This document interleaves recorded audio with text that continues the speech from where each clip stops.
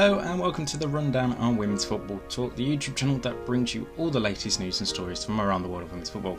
And before we get into today's recap / rundown, make sure you like and subscribe to the channel so you don't miss a video of ours, and that you're following us on Twitter and on Instagram for all the latest news and stories as and when it happens.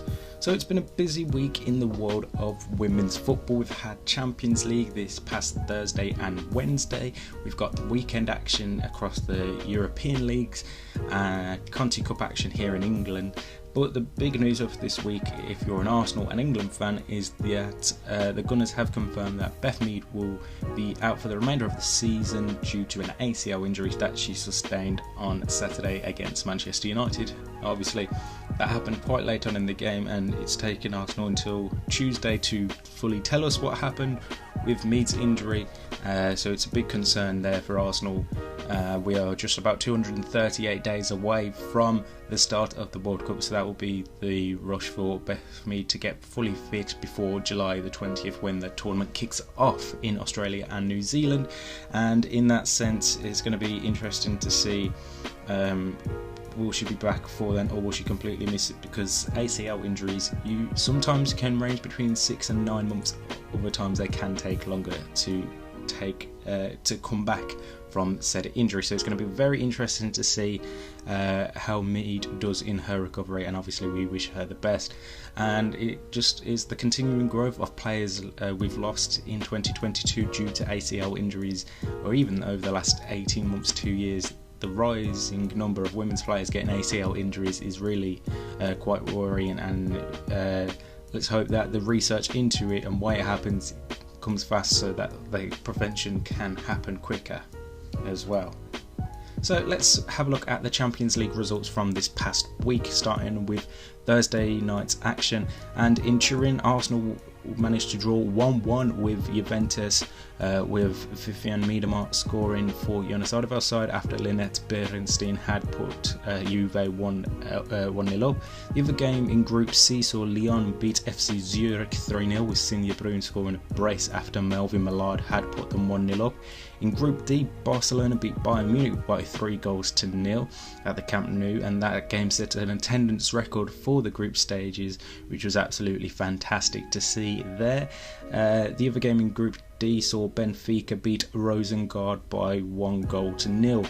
And then on Wednesday, Chelsea managed to beat Real Madrid 2-0, with Erin Cuthbert and Sophie Ingle scoring the goals for Emma Hayes' side. The other game in Group A saw PSG beat Vlasnia 5-0, and then in Group B, Roma and Wolfsburg were held to a 1-1 draw, whilst St. Polten managed to beat Slavia Prague 1-0 to get their second ever win in the Champions League. So we are now at the halfway point of this season's group stages. So the top teams are Chelsea, Wolfsburg, Arsenal and FC Barcelona, with Chelsea and Barcelona the only two sides to have a 100% record so far in this season's competition. And match day 4 commences on the 7th and 8th of December, so in a few weeks' time. Right, let's turn our attention to this weekend's fixtures, and here in England it is Conti Cup action, so that means all the teams that aren't involved in the Champions League, except for Manchester United this weekend, will be playing in Conti Cup action due to the fact that the odd number amount of teams in that group, so that's why Manchester United won't be playing this weekend. But the games we have elsewhere in Europe, will start off in Spain. We have a handful of fixtures tomorrow, being Real Madrid Alhama at 5:15, the standout game there in Liga F, and then on Sunday we'll have Atletico Madrid versus Barcelona at 3:30, which will be a fantastic game to watch. Then over into the Netherlands, and we have 3 games today, as Den Haag take on Heerenveen, Zwolle take on Telstar, Fortuna Sittard take on VV Alkmaar, and then 2 great games to look forward to on Sunday, as FC Twente take on Ajax and PSV take on Feyenoord. So there'll be some great games to watch there. Over in Germany, and we have the one game tonight that is between Turbine Potsdam and Hoffenheim. We have 2 games on Saturday, as Eintracht Frankfurt take on Bayer Leverkusen and Werder Bremen take on Freiburg, with the rest of the games being played on Sunday, with Bayern Munich hosting SGS Essen. Over in France, we have one game today as Fleury take on Stade Reims, with a bunch of other games on tomorrow, including PSG versus Guingamp, and then one game on Sunday as Paris FC take on Lyon.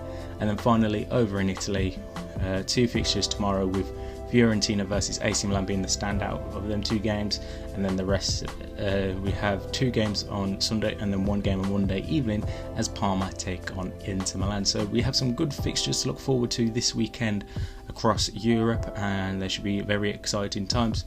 Now, there has been a game this past week as well in the UWCL as Reading played Liverpool on Thursday evening, and that was a game that finished 3-3, so Liverpool once again being involved in a 3-3 draw, the second draw of this WSL season, and Liverpool involved in both of them, with them both finishing 3 apiece.